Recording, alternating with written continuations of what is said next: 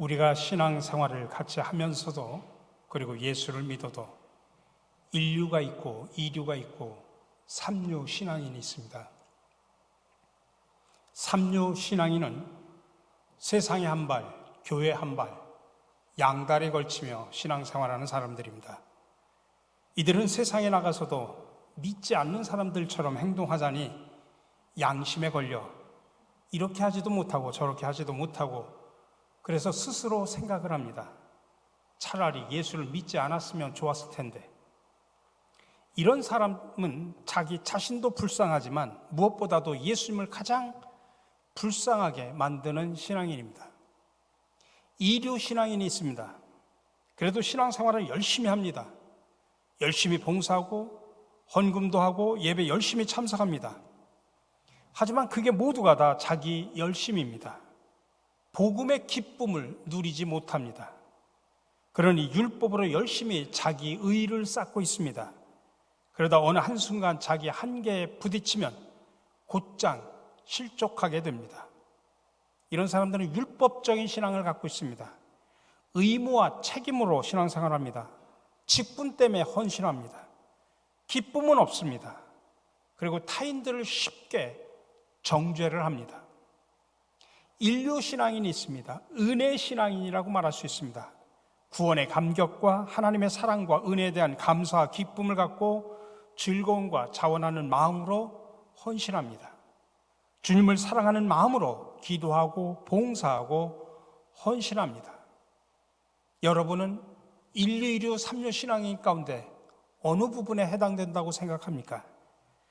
부디 바라기는 우리 교회에 속한 모든 성도 여러분들은 모두가 다 인류 신앙인들이 되시기를 간절히 축원합니다. 특별히 우리는 하나님의 일을 하는 사람들로서 먼저 행복한 사역자가 되어야 합니다. 그러기 위해서는 우리는 세 가지 자세가 올바르게 가지고, 그런 태도를 가지고 사역해야 됩니다. 첫 번째로는 그리스도의 일꾼이라고 하는 자부심, 소명감을 가지고 살아야 됩니다. 영국의 문필가인 칼 라일은 이런 말을 했습니다. 이 세상은 내가 영광을 누릴 자리가 아니고 하나님의 영광을 위해 내가 쓰여질 자리이다. 우리가 이 세상에 살면서 돈을 벌고 직장을 다니고 사업을 하고 가정을 이루고 교회에서 사역하는 모든 일은 하나님의 영광을 위해 내가 쓰여질 자리이다. 이런 자세로 일을 할 수 있을 때 일의 가치와 보람과 성취가 있습니다. 성경에서는 그리스도의 일꾼이라고 할 때 이 일꾼이라는 말을 다른 말로 종이라고 표현합니다. 들로스라고 하는 표현인데, 이것은 일을 함에 있어서 그 일의 주인이 내가 아니고 하나님이시고 나는 하나님의 종으로서 이 일을, 다시 말하면 하나님의 사명을 받아서 이 일을 한다는 뜻에서 하나님의 종, 그리스도의 일꾼이라고 하는 말입니다. 주님께서 나를 이런 일터에 보내셔서 또는 신갈 장로교회 공동체에 보내셔서 이런 일을 하게 하셨다라고 하는 분명한 소명의식이 우리에게 있어야 됩니다. 이런 소명의식을 갖고 살아가는 사람들은 봉사하는 자세도 다릅니다. 첫 번째로 이런 사람들은 항상 열린 사고를 합니다. 그런 말은, 이 말은 무슨 뜻이냐면은 고정관념을 갖고 있지 않다는 이야기입니다. 제가 늘 강조합니다만 고정관념은 고장난 생각입니다.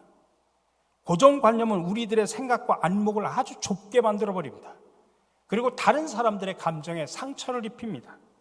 그러나 그 고정관념을 깨트리기만 하면 오히려 세상이 넓게 보이고 사고의 폭도 넓어져서 그동안 내가 보지 못하는 것들을 보게 됩니다. 특별히 코로나19 이후에 세계와 교회의 환경이 많이 변했습니다. 앞으로 교회는 코로나 이전으로 돌아가기가 참으로 어렵다는 평가도 하고 있습니다. 그런데 우리의 사고는 아직도 코로나 이전의 사고만 하고 있습니다. 그래서 교회 리더들은 시대의 흐름을 읽지 못하면 그 공동체는 퇴보하거나 무너지게 됩니다. 그래서 더욱더 교회 본질을 더 깊이 묵상해야 되고 시대의 흐름을 파악해서 대처해야 됩니다. 그러기 위해서는 고정관념을 깨트려야 됩니다. 두 번째로는 비저너리가 되어야 됩니다. 미래를 바라볼 수 있는 눈이 열려져야 됩니다. 우리가 흔히 에서 증후군이라는 말을 합니다. 구약의 에서는 팥죽 한 그릇에, 지금 당장 배고픈 팥죽 한 그릇에 장자의, 미래 받을 장자의 복을 팔아버렸습니다.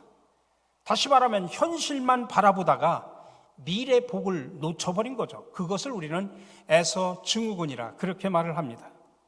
세 번째는 무릎 꿇는 자가 되어야 됩니다. 기도하는 자가 능력 있는 자라는 사실을 기억하셔야 됩니다. 네 번째는 존경받는 인격의 소유자가 되어야 됩니다. 우리가 다음 주에 장로를 선출하지만은 우리가 겉으로 드러나는 믿음만 봐가지고는 안 됩니다. 우리 한국 사람들의 특징은 냄비 근성이 있습니다. 어떨 때는 확 타오르다가 어떤 때 확 꺼지고. 그러나 인격은 오랜 세월을 거쳐서 다져진 겁니다. 그래서 인격을 봐야 됩니다. 다섯 번째로는 비판보다 대안을 제시해야 됩니다. 여러분, 비판은 누구나 다 할 수 있습니다. 문제는 대안이 없는 비판은 문제가 있다고 하는 것입니다. 여섯 번째로는 환상적인 목회 동역자가 되어야 됩니다. 고린도전서 1장 10절에 보면 형제들아 내가 우리 주 예수 그리스도의 이름으로 너희를 권하노니 모두가 같은 말을 하고 너희 가운데 분쟁이 없이 같은 마음과 같은 뜻으로 온전히 합하라. 교회가 분쟁이 없이 온전한 연합을 이루기 위해서는 모두가 같은 말을 하고 같은 마음을 가져야 되고 같은 뜻을 공유해야 된다는 이야기입니다. 다시 말하면 교회 비전을 공유해야 된다는 이야기입니다. 특별히 장로로 선출되는 사람들은, 그래서 리더가 되는 사람들은 목회자와 함께 교회 비전을 공유해야 됩니다. 왜요? 우리는 동역자이기 때문에 그렇습니다. 그리고 일곱 번째로는 갈등을 넘어서 조화를 창조해야 됩니다. 우리가 흔히 그런 말을 합니다. 장로님들이 모인 자리에 가면 모두가 다 목사 흉을 보고, 목사님들이 모인 자리에 가면 모두가 다 장로님들 흉을 본다는 이야기가 있습니다. 그만큼 목사와 장로 간의 갈등이 오래된 병입니다. 이런 갈등은 교회로서는 엄청난 큰 손실입니다. 교회 부흥에 힘써야 될 목회자 장로님들이 서로 상대방의 눈치를 보고 견제하는 데 소모한다고 하는 것은 교회 공동체로는 엄청난 손실이죠. 어떤 사람은 그런 말을 합니다. 장로는 목회자의 목회를 견제해야 된다.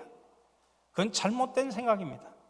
우리는 동역자의식을 가지고 함께 고민하고 함께 헤쳐나가야 되고 함께 이뤄가야 되는 것입니다. 여덟 번째로 고집불통은 안 됩니다. 나는 죽어도 못해. 그럼 그 사람 때문에, 그 사람의 그 고집 때문에 공동체가 뭔 일을 하려고 해도 못합니다. 그래서 소통과 공감이 필요합니다. 마지막으로 주인의식이 있어야 됩니다. 여러분, 주인의식과 주인 행세는 다릅니다. 주인 행세는 뭐냐면 나 아니면 이 일은 안 돼, 나 아니면 안 된다는 사고를 갖고 있는 게 주인 행세입니다. 그건 엄청나게 교만한 사고입니다. 근데 그런 사람들이 열심히 일을 하면 할수록 다른 사람들은 큰 상처를 받습니다. 그래서 주인 행세가 아닌 주인 의식을 가져야 됩니다. 주인 의식이라고 하는 것은 책임 의식과 오히려 그 속에서 겸손하게 또 하나님께 영광을 돌리는 그런 일을 하는 겁니다. 사역에 보면 흔히 두 종류의 사역으로 나눕니다. 하나는 사울형의 사역이다, 또 하나는 바울형의 사역이다라고 말합니다. 사울형의 사역은 뭐냐면 예수를 만나기 이전, 성령으로 거듭나기 이전에 사울은 엄청나게 열심히 헌신했습니다. 무엇을 위해서? 유대교를 위해서. 그래서 기독교인들을 잡아서 감옥에 넣고 박해하고 죽이는 게 자기로서는 정말 귀한 사명이라고 생각하고 열심히 일을 했습니다. 근데 그 사람이 열심히 일을 하면 할수록 누가 힘듭니까? 기독교인들이 힘든 겁니다. 그러니까 사울형의 사역을 하는 교인들도 많이 있습니다. 나의 헌신 때문에 오히려 상대방이 힘든 거, 그거는 사울형의 사역입니다. 근데 바울형의 사역은 뭐냐면 예수를 만난 이후에, 성령으로 체험한 이후에 바울은 어떻게 변합니까? 나는 날마다 죽습니다. 자기를 죽입니다. 자기를 낮춥니다. 오히려 사람을 세웁니다. 사람을 기쁘게 합니다. 이게 바울형의 사역입니다. 우리 모두가 사울형의 사역이 아니라 바울형의 사역을 할 수 있는 그리스도의 일꾼들이 되시기를 간절히 축원합니다. 두 번째로 우리는 그리스도의 일꾼으로서 맡은 일에 충성 충성을 다해야 됩니다. 근데 우리가 충성이라는 말을 교회에서 흔히 사용하는데 이 말의 원래 뜻은 그렇습니다. 피스토스라는 말인데 이 말은 두 가지 의미를 담고 있습니다. 하나는 맡은 일에 신실하다는 뜻입니다. 신실하다는 말은 한결같다, 변함이 없다 그런 뜻입니다. 자기가 맡은 일에 마음을 다해서 변함없이 일해 나가는 것, 이게 바로 충성이라는 뜻입니다. 교인들 가운데는 종종 그런 말을 합니다. 저분은 장로가 되더니 사람이 바뀌었다. 그런 긍정적인 말이 아니라 부정적인 말입니다. 집사 때는 교회 순종적이고 항상 겸손했는데 장로가 되더니 사람이 변했다. 왜 그럴까요? 집사에서 장로가 되면 평신도로서 최고의 자리에 올랐다고 생각하기 때문입니다. 평신도, 서리집사, 안수집사를 거쳐서 장로가 되었다고 하는 것은 내가 최고의 자리에 진급했다라고 생각을 하는 겁니다. 이런 계급 의식에 젖은 리더는 자신의 평신도 중에서 최고의 지위에 오른 만큼 그에 합당한 대우를 받아야 되고 내가 그에 합당한 권한을 행사해야 된다라고 생각합니다. 엄청난 착각입니다. 장로가 되더니 변했다는 말은 쉽게 말하면 신실하지 못하다는 이야기입니다. 또 하나 옛날 인도의 민화에 내려오는 이야기입니다. 인도의 가난한 젊은 남녀가 서로 결혼을 하게 되었습니다. 근데 결혼 잔치를 벌일 만한 돈이 없어서 이웃 동네 사람들에게 초청장을 보내면서 이렇게 말했습니다. 아무 날 아무 시에 저희들이 결혼을 올리는데 너무 가난해서 잔치를 베풀 만한 그런 여유가 없습니다. 저희들을 축하해 주시는 마음으로 저희 결혼식에 오실 때에 포도주 한 병씩만 가지고 와 주십시오. 그것을 가지고 잔치를 하겠습니다. 그러자 인심 좋은 동네 사람들이 결혼식에 오면서 모두 포도주 한 병씩을 담아왔습니다. 그리고 잔치집 앞에는 큰 항아리를 준비하고 손님들이 가져온 그 포도주를 그 항아리에 붓도록 했습니다. 어느덧 가득 찼습니다. 결혼식을 마치고 난 뒤에 손님들이 컵을 가지고 그 항아리에 든 포도주를 떠서 서로 나누기 시작했는데 맛을 보는 순간 전부 이맛살을 찌푸리고 말았습니다. 포도주가 아니고 물이었기 때문입니다. 그 사연을 알아보니까 동네 주민들 가운데 포도주를 갖고 오면서 나 하나쯤이야 괜찮겠지 하면서 포도주 대신에 물을 넣어가지고 왔다라는 이야기입니다. 나 하나쯤이야. 나 하나쯤 빠져도 괜찮겠지. 나 하나쯤이야. 이런 생각이 결국 포도주 잔치가 아니라 물잔치가 되고 만다는 것입니다. 우리가 교회 사역을 할 때도 마찬가지입니다. 여러 분야에서 사역을 할 때 나 하나쯤 빠져도 되겠지. 여러분, 그러면 기쁨의 포도잔치가 아니라 맹탕의 물잔치가 된다는 사실을 기억하시기 바랍니다. 그래서 충성스러운 사역자는 자기가 감당해야 할 일에 신실한 겁니다. 두 번째, 충성한다는 말에 이 충성의 의미는 최선을 다한다는 말이 담겨져 있습니다. 무슨 일에나 최선을 다한다고 하는 것 참으로 중요합니다. 그래서 이런 말이 있습니다. 하나님은 실패자는 쓰지만 포기하는 자는 쓰지 않는다. 실패했다는 이야기는 안 한다는 뜻이 열심히 일을 했다는 뜻입니다. 그러다 보면 일을 열심히 하다 보면 실패할 수도 있고 성공할 수도 있죠. 근데 포기했다는 이야기는 그만두었다는 이야기입니다. 최선을 다하지 않았다는 이야기죠. 그래서 우리가 교회 안에서 또 각자 여러분들 주어진 삶의 자리 속에서 무슨 일을 하든지 최고보다는 최선을 다하려고 노력을 해야 됩니다. 어느 목사님과 총알 택시 운전기사가 같은 날 같은 시각에 죽었다고 합니다. 근데 운전사는 곧바로 천국으로 들어가고 목사님은 지옥에서 대기 중이었습니다. 그래서 목사님이 너무나 화가 나가지고 하나님에게 이럴 수 있느냐고 항의를 하자 하나님께서 말씀하셨습니다.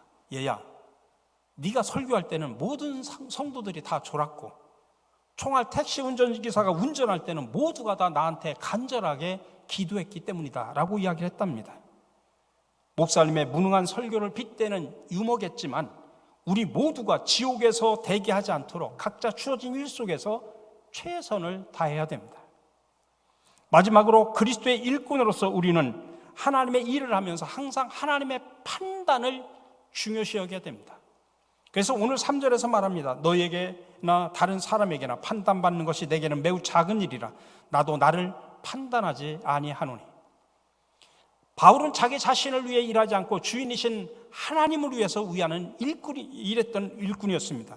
그래서 4절에서 말합니다. 다만 나를 심판하실 분은 하나님뿐이다. 여러분, 우리 그리스도인들은 다른 사람이 나를 어떻게 판단한다든지 또는 내가 내 자신을 어떻게 평가한다든지 그것이 중요한 게 아닙니다. 하나님이 나를 어떻게 판단하시고 하나님이 어떻게 나를 보고 계시는가, 이게 중요합니다. 그래서 하나님 앞에서 정직하고 떳떳하게 서 있는 모습을 가질 수 있어야 됩니다. 다만 나를 판단하실 이는 주시니라. 이것을 우리는 호람데오의 삶이라고 말합니다. 호람데오라는 말은 하나님 앞에서라는 라틴어입니다. 사람들이 나를 어떻게 볼까라고 하는 게 중요한 게 아니라 하나님이 나를 어떻게 인정할까라고 하는 것을 염려해야 된다는 이야기입니다. 사실 우리가 교회 일을 하다 보면 내가 일한 만큼 남들이 알아주지 못할 때 섭섭하기도 하고 화가 나기도 합니다. 그러나 기억하십시오. 사람들은 알아주지 않아도 하나님이 보고 계십니다. 하나님이 알아주십니다. 하나님이 판단해 주십니다. 그러므로 주님을 바라보면서 묵묵히 그리고 열심히 일하시기 바랍니다. 구 동독의 제2도시라고 할 수 있는 라이프치히에 역사적으로 유명한 교회당이 있습니다. 근데 그 교회당 앞에는 오래된 커다란 예수님의 동상이 하나 서 있는데 2차 대전 때 폭격으로 인해서 예수님의 오른편 팔 하나가 없어졌습니다. 전쟁을 마친 뒤에 성도들이 모여서 예수님의 오른팔을 복구할 것을 의논을 했습니다. 그리고 특별 헌금을 하기로 했습니다. 근데 교인들이 함께 의논하고 있을 때 한 나이 많은 교우 한 분이 손을 들고 이야기를 합니다. 목사님, 그리고 성도 여러분, 우리가 돈을 모아서 예수님의 오른팔을 해드리는 것도 좋지만 저는 생각이 다릅니다. 우리가 드린 특별헌금은 다른 데 쓰고 대신 예수님의 동상 밑에 이런 글을 적어 두도록 합시다.